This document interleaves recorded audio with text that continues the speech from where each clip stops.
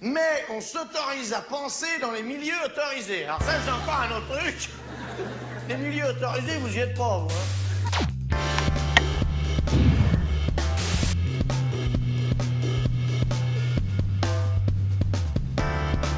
Bonjour Bernard Friot. Bonjour.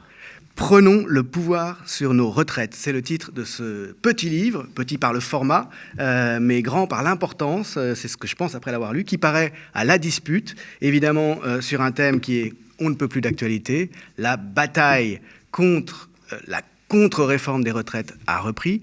On se souvient qu'en 2019, un mouvement énorme avait monté contre cette première tentative d'Emmanuel Macron, qui avait été interrompue brutalement alors que le gouvernement était en très mauvaise posture. Il y avait une impopularité totale et une mobilisation générale de la société. Ça avait été arrêté par le confinement, on s'en souvient.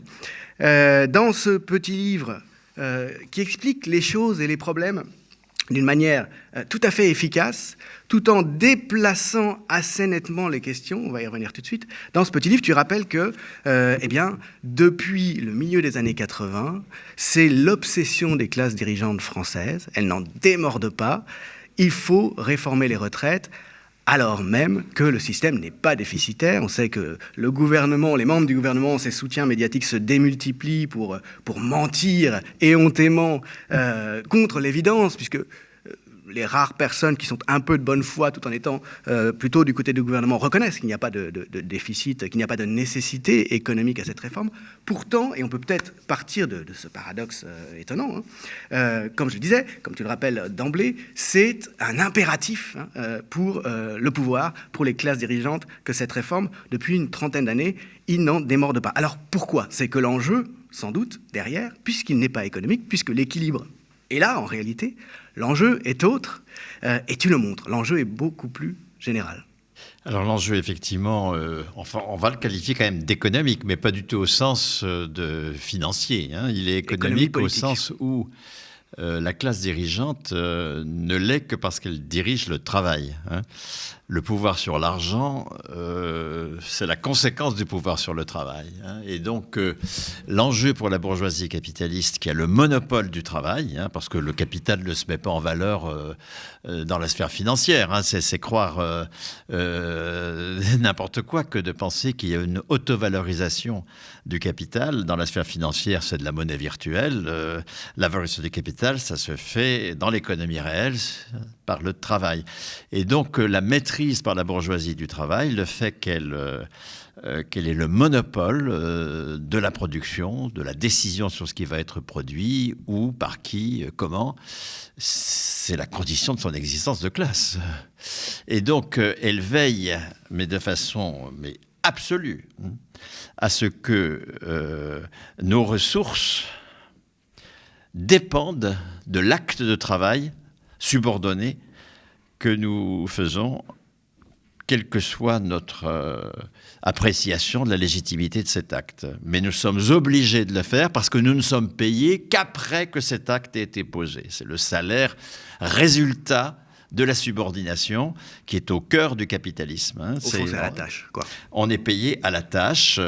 La forme canonique du travail, c'est le travail indépendant dans le capitalisme. Et puis, si c'est du travail employé, disons, eh bien, c'est sur des CDD de mission, c'est sur des dispositifs d'intérim, des dispositifs où on est payé à la tâche. Et contre ce salaire capitaliste, ce salaire à la tâche, a été construit pendant tout le XXe siècle. D'une part, le salaire à la qualification du poste dans l'emploi. Et là, on est déjà libéré de la tâche. On l'a bien vu pendant le confinement. Ceux qui avaient un salaire de la convention collective ont été payés à 84%, quoi qu'ils aient fait, parce que ce n'est pas la tâche qu'ils font qui est payée, mais c'est la qualification du poste sur lequel ils sont qui est payée. Mais ce qui a été inventé surtout, c'est la qualification de la personne, c'est-à-dire que là, le salaire est un attribut de la personne qui ne dépend pas de la tâche qu'elle fait, et ça, on l'a vu dans le confinement, les fonctionnaires ont conservé 100% de leur salaire, quoi qu'ils aient fait. Certains ont plus travaillé, les soignants bien sûr, mais d'autres, ma foi, étaient comme les autres, avec une activité très réduite, et ils ont conservé 100% de leur salaire, parce qu'un fonctionnaire est payé pour une qualification qui lui est propre. Le salaire est un droit de la personne du fonctionnaire, et le miracle, disons, de la subversion communiste de 1946, lorsque les communistes subvertissent la sécurité sociale mise en place par les patrons entre 1880 et 1945, et qui était omniprésente en 1945. Vous avez plus de 1000 caisses de sécu, 70 000 salariés dans les caisses. Enfin, c'est une institution pléthorique qui va être subvertie par les communistes en 1946. Et en matière de retraite, la subversion qu'opère Croizat en 1946, c'est de poser le droit au salaire des retraités. Ce n'est pas le différé de leur cotisation. Hein. On ne tient plus aucun compte des cotisations de l'intéressé. C'est son salaire de référence. Nous sommes dans le modèle de la fonction publique. Hein. Dans la fonction publique, c'est évidemment le salaire de référence, le dernier salaire qui va être continué, puisque le grade est attaché à la personne. Hein. Le fonctionnaire est payé pour sa personne et non pas pour son poste ou pour son activité. Et donc, cette extension du salaire lié à la personne, hein, qui n'est pas le résultat d'un acte subordonné, ce qui est le cœur du salaire capitaliste, et ponctuel, mais qui est, oui, ponctuel, mais qui est un droit politique de la personne qui va au contraire lui permettre un travail libre, hein, c'est évidemment un refus absolu de la classe dirigeante qui dès 1947 réagit. Hein, dès 1947, elle crée l'AGIRC, où c'est le j'ai cotisé, j'ai droit. Hein, c'est pas du tout un droit au salaire, c'est le droit au différé de ses cotisations. Là, nous sommes dans une institution capitaliste, évidemment, en répartition, parce que, encore une fois, le cœur de la bataille, c'est pas du tout capitalisme contre répartition, mais pas du tout. Hein.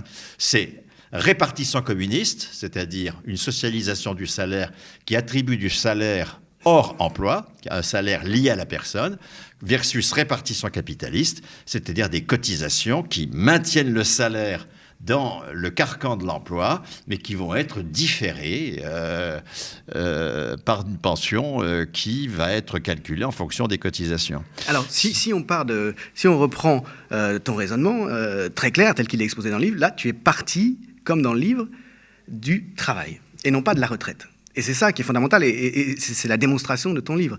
La question des retraites, de leur nature, qu'est-ce que c'est qu'une retraite, qui est au cœur du combat. Il y a deux positions face à face.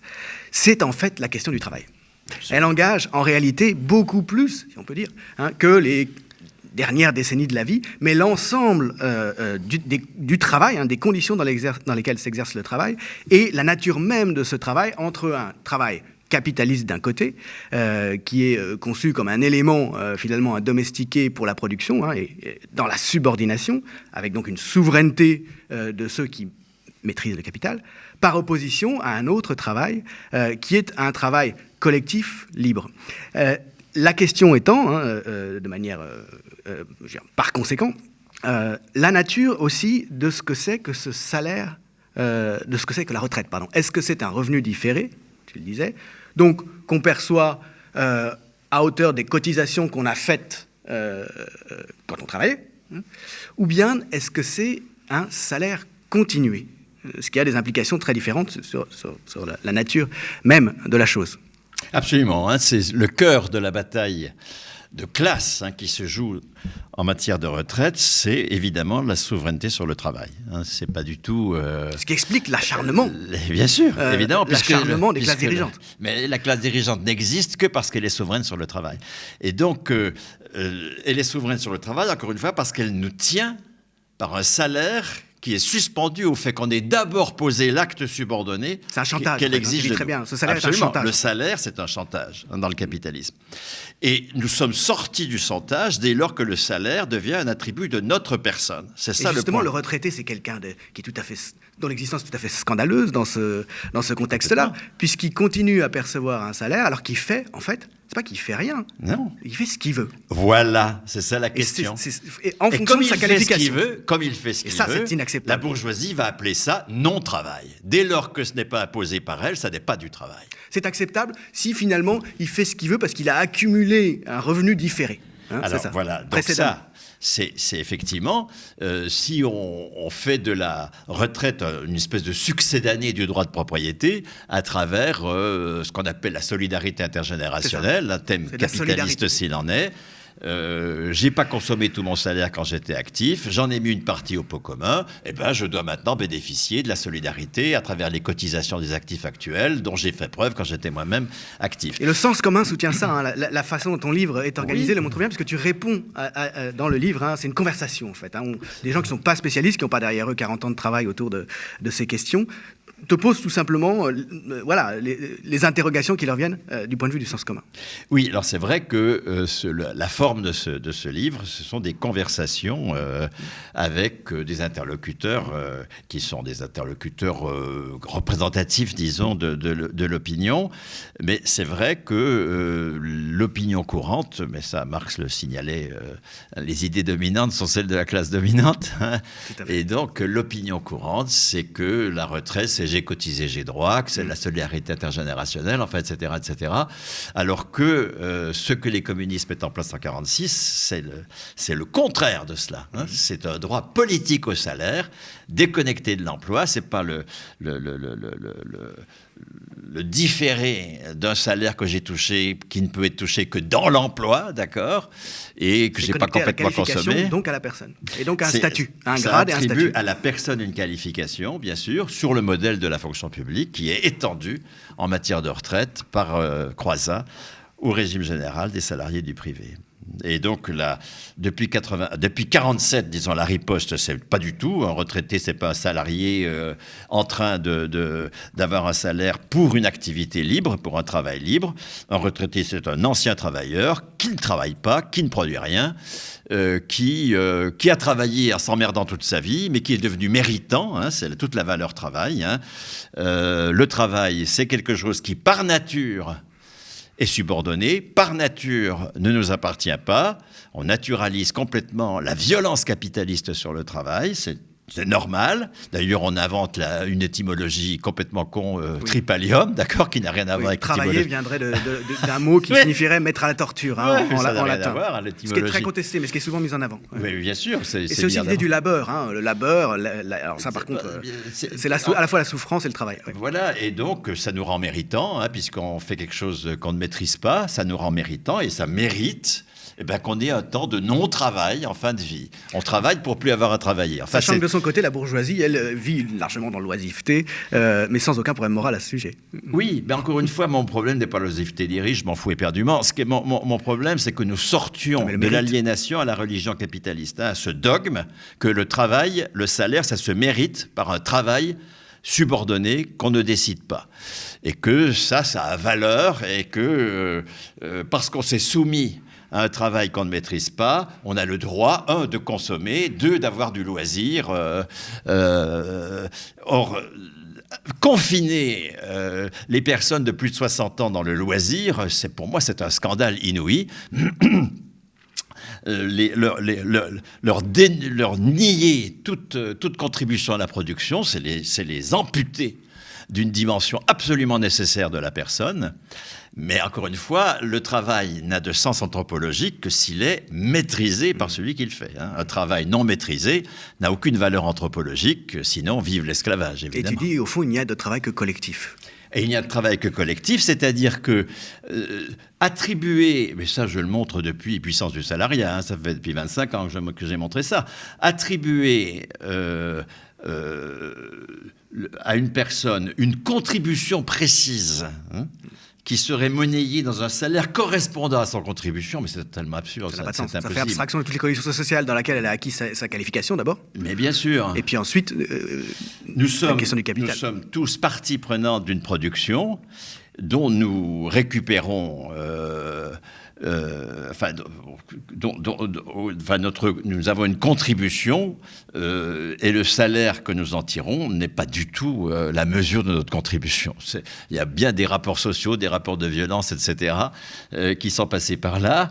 Et la socialisation du salaire qui s'opère à travers la retraite permet effectivement de reconnaître dans la pension la contribution des retraités à ce travailleur collectif que nous sommes en permanence. Il y a même des métiers comme le nôtre, celui de chercheur, où les retraités font partie des gens tout à fait productifs.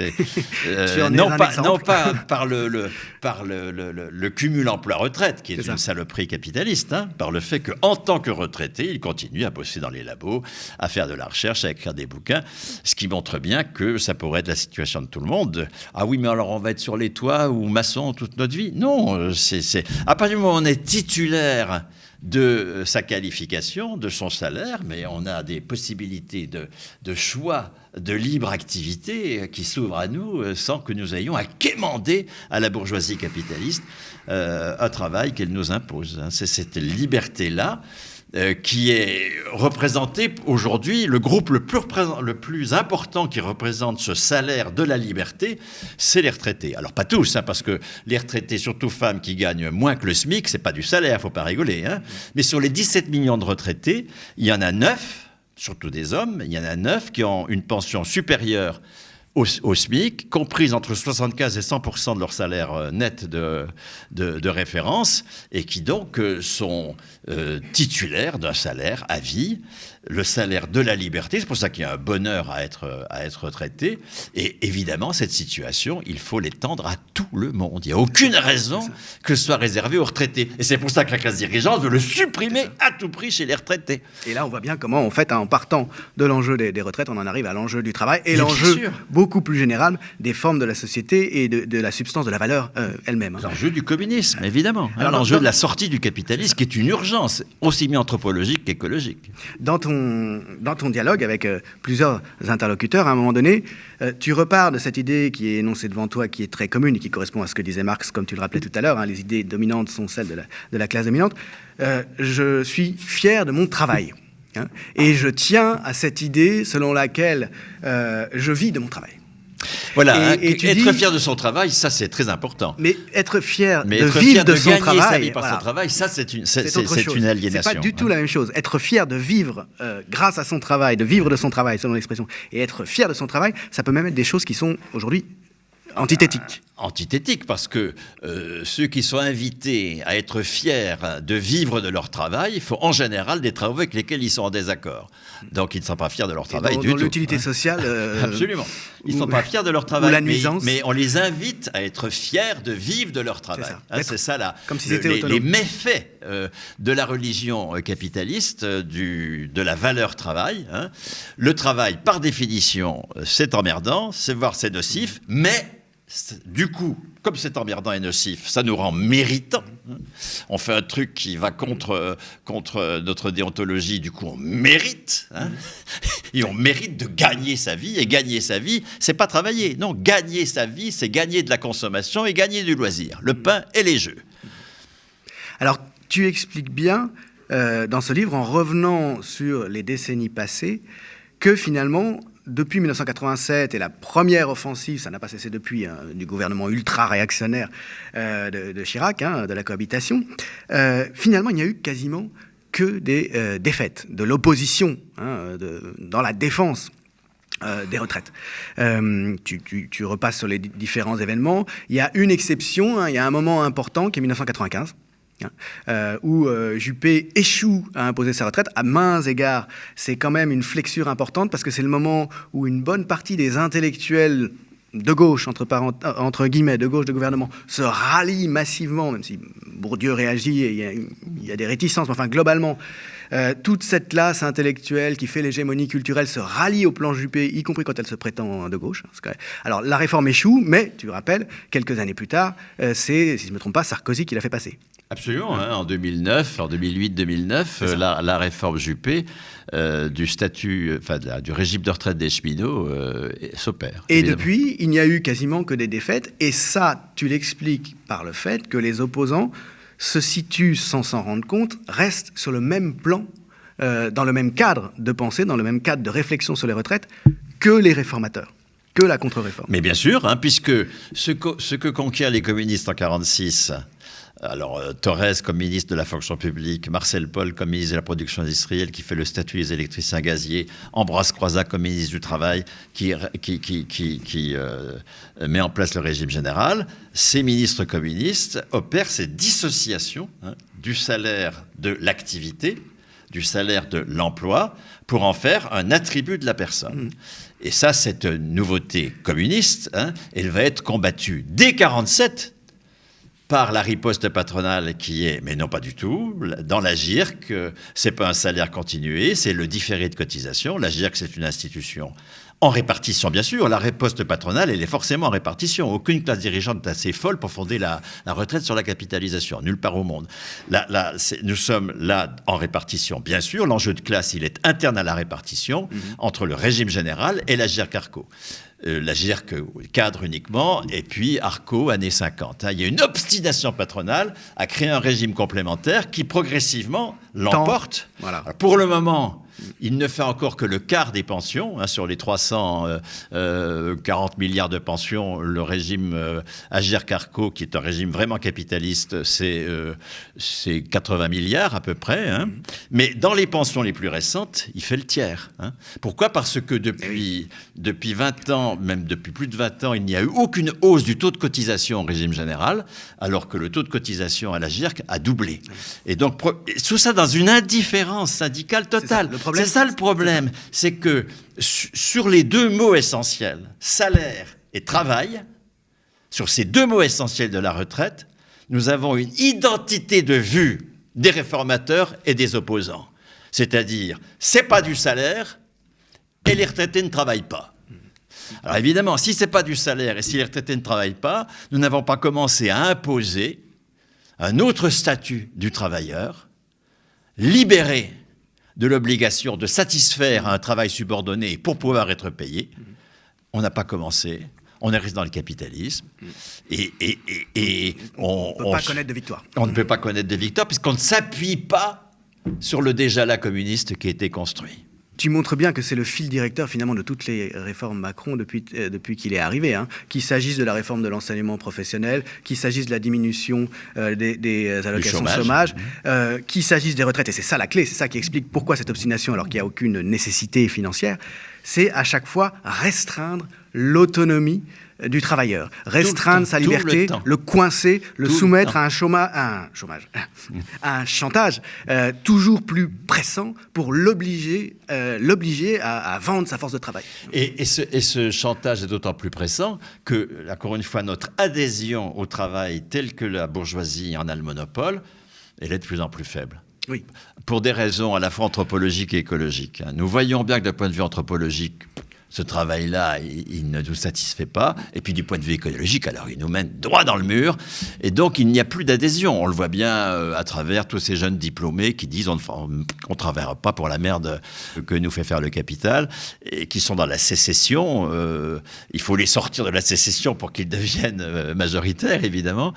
Mais à partir du moment où une classe dirigeante n'emporte plus d'adhésion sur la façon dont elle organise le travail, alors elle devient très violente. Dieu sait si le pouvoir de Macron, c'est un pouvoir d'une violence inouïe. Il y a plus de... Je crois que le nombre de policiers par habitant est aujourd'hui supérieur en France à celui qui était en RDA au début des années 70. Mais bien sûr. Une société extrêmement répressive. Mais nous sommes dans une société d'une très grande répression.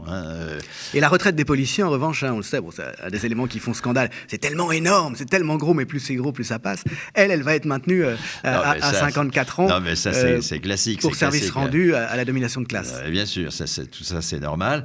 Mais ce qui, encore une fois, ce pouvoir est de plus en plus autoritaire. Ça, c'est évident. On voit comment il a éborgné de façon... sans état d'âme et en niant qu'il y ait violence policière. Et en toute impunité judiciaire. Etc. Et en toute impunité judiciaire, parce que là aussi, il faut interroger quand même ce que font les juges. Et surtout, et en même temps, on n'ose pas dire les propos de Macron sont en même temps à la con. La classe dirigeante est d'autant plus acharnée à ce que le salaire redevienne du paiement à l'acte. C'est pour ça qu'elle impose aux jeunes jusqu'à 35 ans l'insertion, c'est-à-dire du paiement à l'acte. On fait des contrats de mission, on est volontaire en service civique, enfin les trois mots sont répugnants, d'accord, volontaire pour travailler sans être payé, en service civique, invoquant le civisme pour faire bosser des gens sans les payer, enfin tout ça est absolument répugnant. Il s'agit donc à la fois d'étendre le début de la vie de travail où on n'a pas le statut de salarié. On est et surexploité. puis d'étendre la fin de la vie de travail où on n'a pas le statut de salarié, parce qu'il faut bien voir que les seniors, ça démarre à 45-50 ans. Hein. Du point de vue de la productivité exigée en entreprise, tout à fait. Oui. Ils sont exclus des plans de formation. D'ailleurs, il y a 50% des gens de plus de 60 ans qui ne sont pas, pas actifs au sens technique. Mais beaucoup plus. Non, à 60 ans, les dernières statistiques, c'est qu'à 60 ans, il n'y a plus que 48% de personnes ayant un emploi. Tu as 25% de gens qui sont en longue maladie, invalidité, pré-retraite, retraite, 7% qui sont au chômage, et puis les autres, ils sont fragilisés, disponibles, chair à canon sur le marché du travail. Donc il s'agit à la fois, passer de 62 à 64 ans, c'est pas du tout pour qu'on travaille plus longtemps. Le capitalisme, il élimine le travail vivant. Donc il n'a pas besoin de travailleurs. Bien sûr que non, il essaye de s'en passer. Au contraire, c'est pas du tout pour qu'on travaille plus longtemps. C'est pour que une population plus nombreuse sur plus de temps encore fasse pression sur l'ensemble des salaires en étant fragilisée sur le marché du travail. C'est ça, en fait, là. De même que les jeunes, là, on a maintenant une discrimination par âge qui est devenue un outil, mais massif, de réduction du champ du salaire à la qualification personnelle. Pratiquement maintenant, il n'y a plus qu'entre 35 et 50 ans qu'on a le statut normal de salarié. Avant, on est en train de s'insérer, et toutes les saloperies qui sont faites aux jeunes, et après, on est senior, et toutes les saloperies qui sont faites aux plus de 50 ans. Donc, Tu montres que cette discrimination à l'âge est venue progressivement doubler la discrimination au genre. Mais bien la sûr, discrimination subie par les femmes au travail. À partir du moment où la discrimination de genre n'a plus été légitime, elle est toujours pratiquée, la discrimination de genre, bien sûr, mais elle n'a plus été légitime, alors on a inventé une nouvelle légitimité. Il est légitime de discriminer par l'âge. Ça a été le plan Barre en 77, c'est l'invention de la légitimation par l'âge pour les jeunes, l'insertion, et puis à la même époque apparaissent les seniors et la légitimation d'une marginalisation sur le marché du travail par l'âge. Et encore une fois, le recul de l'âge légal de la retraite, ça n'est pas du tout pour qu'on travaille plus longtemps, c'est pour qu'il y ait une population plus longtemps comme surpopulation relative, on va dire, selon les termes marxistes académiques, disons, qui fait pression sur le petit noyau qui reste des salariés, c'est-à-dire les 35-50 ans. Et donc c'est pour cela qu'il faut que la retraite ce soit à 50 ans. Hein. Non pas la retraite, c'est pas la fin du travail. La retraite, c'est le travail enfin libre parce qu'on est titulaire de son salaire. Il faut donc supprimer les seniors. Si on veut supprimer l'insertion, ce qu'il faut faire aussi. Hein, et c'est pour ça qu'il y a une absolue symétrie dans la bataille contre la réforme des retraites et la bataille contre l'insertion. Hein. C'est la même bataille. Pour les vieux et pour les jeunes.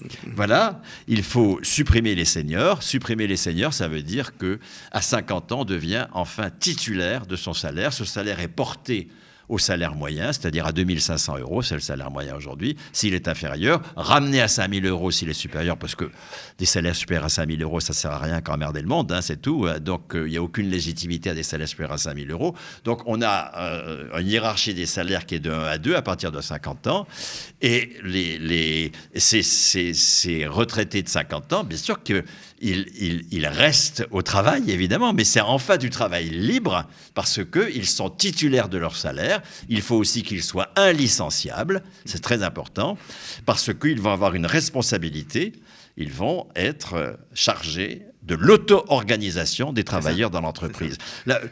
Actuellement, la bourgeoisie, elle a créé un cordon sanitaire entre les salariés encore soumis à la subordination et les salariés libérés de la subordination. Il ne faut jamais qu'ils se rencontrent. C'est pour ça qu'il est interdit, sauf dans la recherche, mais il est interdit aux retraités d'être dans une entreprise ou dans un service public. Il faut qu'on les marginalise dans le milieu associatif, où ils ne rencontreront que des jeunes en insertion, par ailleurs.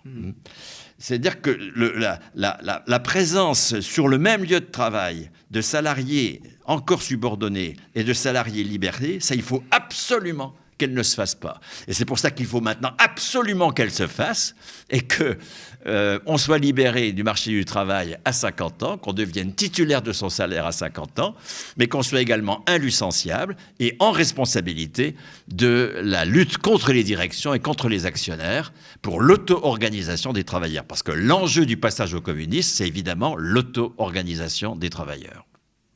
Merci beaucoup, Bernard Friot. On voit très bien, hein, en te lisant, en t'écoutant, tu nous fais profiter de toutes ces décennies de recherche, hein, et d'expertise sur la question. On voit très bien comment ce combat pour les retraites, autour des retraites, c'est un combat général, un enjeu de civilisation et un combat contre l'aliénation du travail. Hein, absolument, absolument. C'est un combat pour la libération du travail et non pas pour se libérer illusoirement du travail, d'un travail qui ne serait pas libéré. Quand le hors-travail d'un travail non libéré, il n'est pas libre, ce hors-travail, bien sûr. Prenons le pouvoir sur nos retraites, c'est le titre de ce petit livre d'intervention que je recommande chaudement, qui concerne tout le monde et qu'il faut lire pour savoir à quoi s'en tenir, où se trouvent les enjeux. Merci Bernard. Merci beaucoup.